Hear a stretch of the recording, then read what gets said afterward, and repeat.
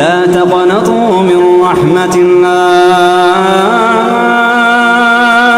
قل يا عبادي الذين أسرفوا على أنفسهم لا تقنطوا من رحمة الله لا تقنطوا من رحمة الله